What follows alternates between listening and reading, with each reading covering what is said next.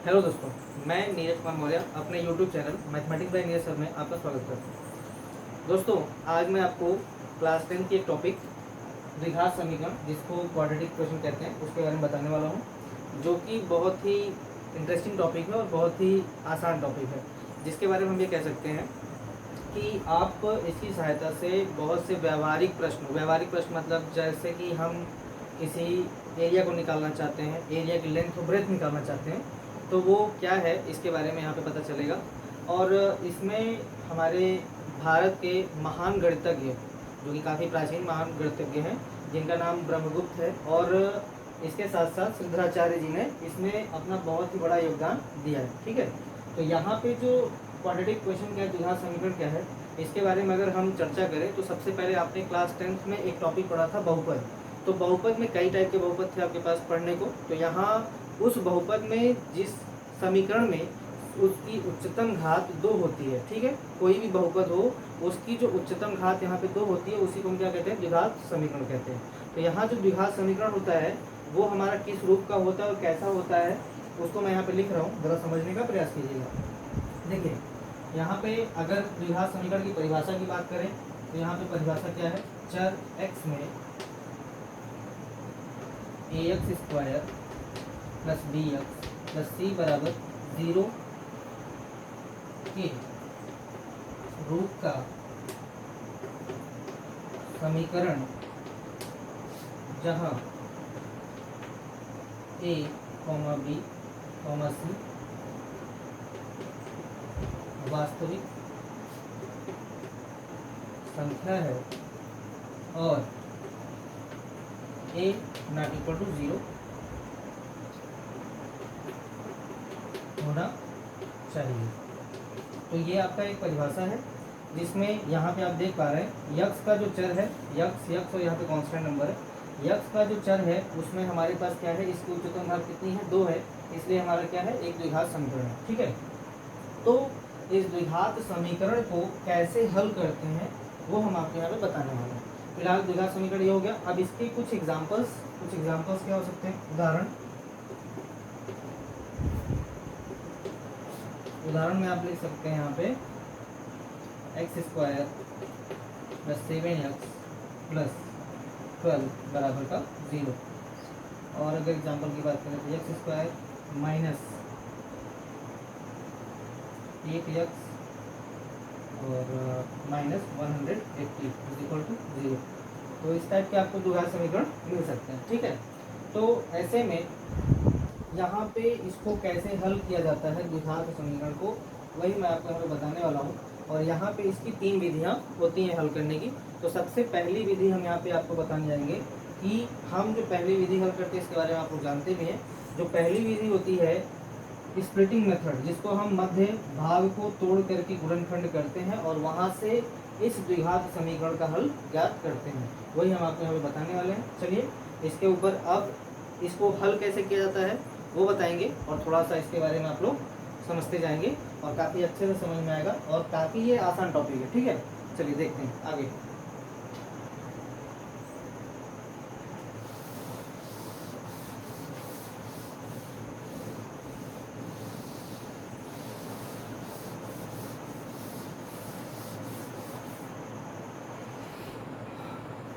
तो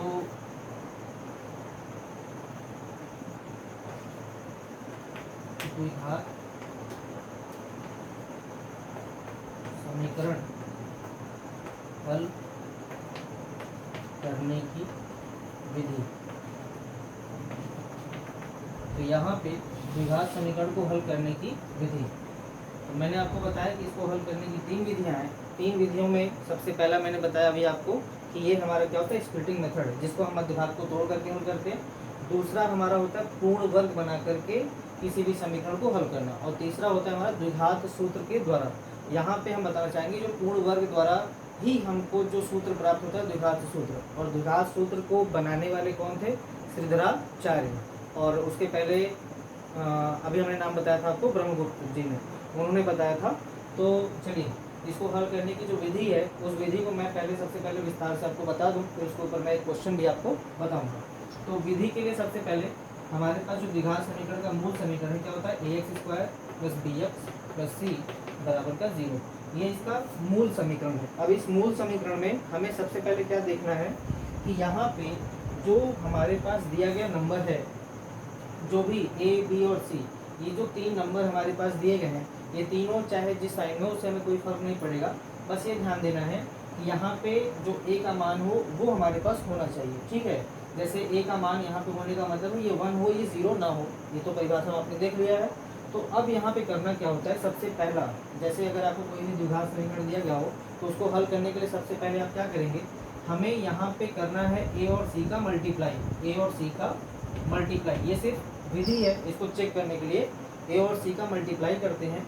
ए और सी का मल्टीप्लाई करने के बाद यहाँ पे ए का वैल्यू 1 भी हो सकता है और कोई भी नंबर हो सकता है 0 को छोड़ करके। ठीक है, तो ए और सी का आपस में हम मल्टीप्लाई करते हैं।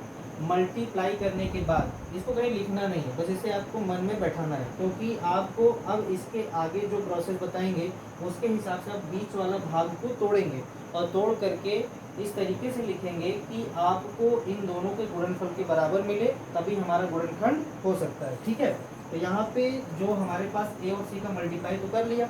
अब हमने कहा कि हम बी का आपस में जो b है उस b को 2 भागों में हम तोड़ेंगे। 2 भागों में हम तोड़ने का मतलब p प्लस क्यू या p माइनस क्यू, हम उसको जोड़े या घटाएं। जो भी 2 भाग में तोड़े जा रहे हैं b को, उसको हम जोड़े या घटाएं, हमको क्या मिले, b ही मिलना चाहिए। ठीक है, p और q को जोड़े या घटाएं, हमें b ही मिलना चाहिए। लेकिन वो जो p और q आएंगे वो उन दोनों का गुणनफल हमारा a और c के गुणनफल के बराबर होना चाहिए। कुछ इस तरीके से हमारा अरेंजमेंट होगा। उसके बाद हम दिए गए द्विघात समीकरण को क्या करेंगे, हल करेंगे। तो सबसे पहले मैंने क्या बताया यहाँ पे आपको, ए और सी का आपस में मल्टीप्लाई करेंगे। उसके बाद चेक कर लेंगे कितना आ रहा है, वो माइनस में या प्लस में। उसके बाद हम दिए गए यक्स का जो गुणांक होगा बी, उसको 2 भागों में तोड़ेंगे। वो 2 भाग कुछ भी हो सकते हैं, लेकिन उन दोनों का गुणनफल जो 2 भाग में तोड़े जा रहे हैं, उन दोनों का गुणनफल हमारा ए और सी के गुणनफल के बराबर हो जाए, तब हम जाकर के अपने दिए गए द्विघात समीकरण को हल करेंगे। ठीक है, तो इतनी चीज़ें आपको समझ में आई। अब इसके ऊपर हम एक क्वेश्चन आपको बताते हैं। ये हमारी पहली विधि है जो स्प्लिटिंग मेथड से हम इसको हल कर रहे हैं। अब इसके ऊपर हम आपको एक क्वेश्चन लेके बताते हैं। चलिए देखिए,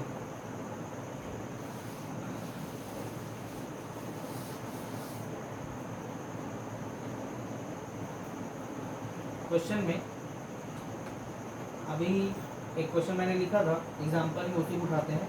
x square plus 7x plus 12 is equal to 0। तो ये दिया गया हमारे पास एक द्विघात समीकरण है। अब द्विघात समीकरण को हम यहाँ पे देख पा रहे हैं कि जो c के स्थान पे कितना हमारे पास 12 है और यहाँ a के स्थान पे कितना है, कोई संख्या नहीं, तो हम कितनी मानेंगे यहाँ पे 1। अब 12 का अगर 1 से गुणा करेंगे तो हमको कितना मिलेगा, 12 मिलेगा। अब बीच की संख्या हमारे पास है 7। अब इस 7 को 2 भागों में हमें तोड़ना है।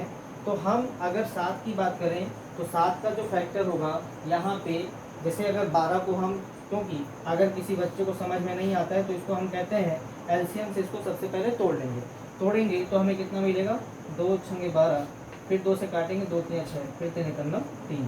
तो यहाँ पे आप देख पा रहे हैं 2 दूनी 4 और 4 दिया 12, तो 2 दूनी 4 3 7। यहाँ पे देखिए पेयर जो बन रहा है 4 और 3, 4 और 3, मतलब यहाँ पे हम इसको तोड़ सकते हैं इसमें 4x प्लस 3x में लिखा जा सकता है, क्योंकि इन दोनों का गुणनफल भी किसके बराबर आ रहा है, ए और सी के मल्टीप्लाई के बराबर, मतलब 12 के बराबर हमें मिल रहा है।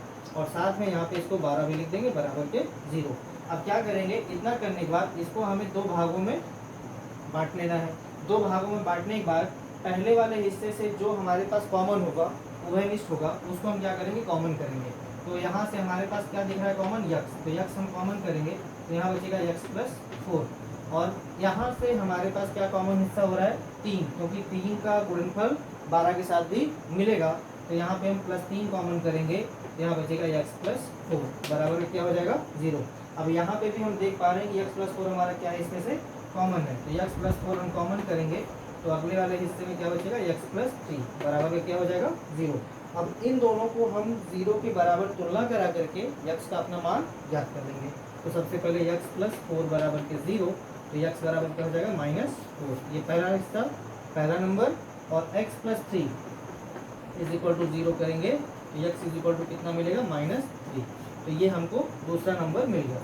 तो ये दो रिजल्ट हमको मिल चुके हैं और इस तरीके से आप किसी भी दिए गए द्विघात समीकरण को हल कर सकते हैं। कुछ क्वेश्चंस की प्रैक्टिस खुद से करेंगे जिससे कि आपका अभ्यास अच्छे से हो सके। और अगर किसी दिक्कत किसी क्वेश्चन को करने में परेशानी होती है तो आप लोग कमेंट में बता सकते हैं और मैं उसका पूरा हल बताने की कोशिश करूँगा। ठीक है, तब तक के लिए मुझे आज्ञा दीजिए। और आगे के वीडियो के लिए और आगे के वीडियो में जो बताने वाला हूँ इसके और भी मेथड्स बताएंगे। ठीक है, तो इसे आप देख करके समझ पा रहे हैं। बाकी चीज़ें मैं नेक्स्ट वीडियो में बताऊँगा। तब तक के लिए मुझे आज्ञा दीजिए। धन्यवाद।